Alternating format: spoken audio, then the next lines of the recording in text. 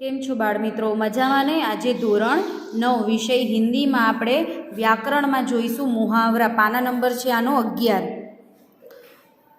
हवे जो बाळ मित्रों, जब कोई वाक्यांश अपने साधारण एटले के शाब्दिक अर्थ का छोड़कर विशेष अर्थ को व्यक्त करे तो उसे मुहावरा कहते हैं। जैसे नीचे दिए गए उदाहरणों को पर ध्यान दीजिए। हवे बाळ मित्रों, तमे आ मुहावरा ने एना शाब्दिक अर्थ ने विशेष अर्थ में उदाहरण आप्या छे ते आपणे ध्यान आपवानुं रहेशे। चीकना घड़ा एटले के शुं थाय कि ऐसा घड़ा जो चिकना हो, कि एनो विशेष अर्थ शू थाय कि जिस पर किसी बात का असर ना हो, जेना पर कोई बातनो असर नहीं थतो एने हिंदी में कहेवाय कि चिकना घड़ा एटले के मुहावरो छे।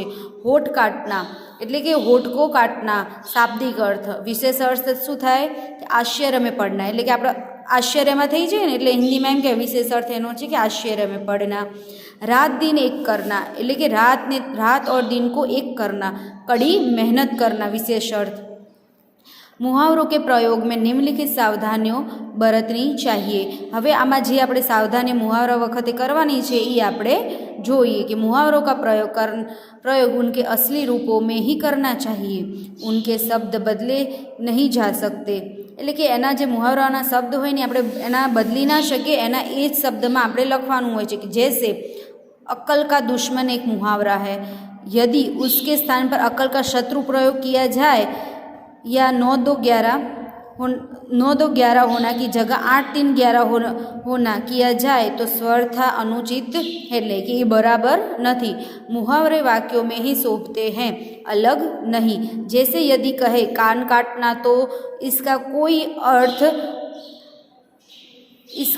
कोई अर्थ व्यंजित नहीं होता, किंतु यदि ऐसा कहा जाए कि वह छोटा बच्चा तो बड़ों के कान काटता है तो वाक्य में अद्भुत लाक्षणिकता, लालित्य और प्रवाह संगत आ जाता है।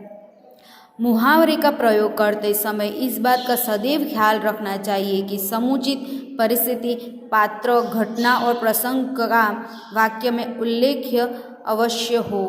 केवल वाक्य प्रयोग कर देने पर संदर्भ के अभाव में मुहावरे अपने अर्थ को अभिव्यक्त नहीं कर सकते। जैसे कि 9-2-11 होना एटले कि भाग जाना। इस मुहावरों को वाक्य प्रयोग और स्पष्टता समझिए। वाक्य प्रयोग शू छे बाळ मित्रों, जोईए। चलो आनो कि शेर को देखते ही हिरण 9-2-11 हो गया एटले के वाघने जोईने शुं कहेवाय हरण भागे ने, तो आने हिंदी में शू छे कि शेर को देखते ही हिरण 9-2-11 हो गया। हवे एनी स्पष्टता जोईए आपणे। शेर हिरण का शिकार करता है, मैं जेम तमने हमणां कीधुं एम, क्योंकि वह शेर का भक्ष्य है एटले के एनो खोराक छे। कोई जीवन जानबूझकर नहीं चाहता, अतः शेर को देखकर हिरण अपनी जान बचाने के लिए भागेगा ही ना। 9-2-11 होना का अर्थ व्यंजित हुआ, भाग जाना। यदि सीधा ऐसा वाक्य बनाया जाए कि हिरण 9-2-11 हो गया तो मुहावरे का अर्थ बिल्कुल स्पष्ट नहीं हो पाएगा। मुहावरे का एक विलक्षण अर्थ होता है कि इसमें वाच्यार्थ का कोई स्थान नहीं होता। एटले के वाच्यार्थ एटले के वांचवानुं के कोई स्थान होतुं नथी। जैसे आग में घी डालने का जब वाक्य प्रयोग होगा तब इसका अर्थ होगा कि क्रोध को भड़काना। एटले कि आपणे कोईने मगज हट्युं होय ने आपणे एने वधारे आपणे आंगળી करीए तो क्रोध को भड़कना ही हुआ ना। मुहावरे का वाक्य प्रयोग अलग अलग रूप से हो सकता है, एटले कि एक ज वाक्य पण एनो वाक्य प्रयोग आपणे जुदी जुदी रीते करी शकीए छीए। हवे उदाहरण तरीके पानी पानी होना तो कि बहुत लज्जित होना। આપણે કોઈ કહે ને કે પાણી પાણી હો ગયા તો શું કહે થઈએ કે बहुत लज्जित होना। હવે એના વાક્ય પ્રયોગ જો અલગ અલગ રીતે આપ્યા છે તે આપણે જોઈશું। इसमें पानी पानी होने की क्या ज़रूरत है, इस उम्र में ऐसी गलतियाँ हो ही जाती है। तो एक अर्थ आ थयो। हवे बीजो अर्थ जोईए आपणे। तुम कुछ भी कहो वो आज सबके सामने उन्हें पानी पानी करके छोड़ेगा। एटले के आ बीजो अर्थ ई छे कि आज तमे कंई पण कहो पण आज ई तमने लज्जित करीने ज छोड़शे।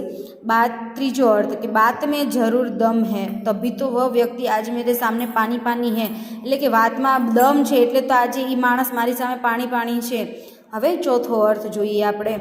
भरी सभा में पोल खुल जाने से मुख्य याजी पानी पानी हो गया। एटले कि જે આખું કહીએ ને કે ભરી સભા હતી એનામાં એની પોલ ખુલી ગઈ અને એ મુખિયાજી કે સામને પાણી પાણી હો ગયા. હવે બાળ મિત્રો એ ધ્યાન આપજો કે મુહાવરા હોય ગમે ત્યારે પૂછાય તો એનો શાબ્દિક અર્થ અને વિશેષ અર્થ બંને અલગ અલગ હોય છે, પણ વિશેષ અર્થ જ્યારે તમને મુહાવરાનું કહે ને ત્યારે વિશેષ અર્થ તમારે લખવાનો અને પછી તમારે વાક્ય પ્રયોગ કરવાના પરીક્ષામાં પૂછાય ત્યારે.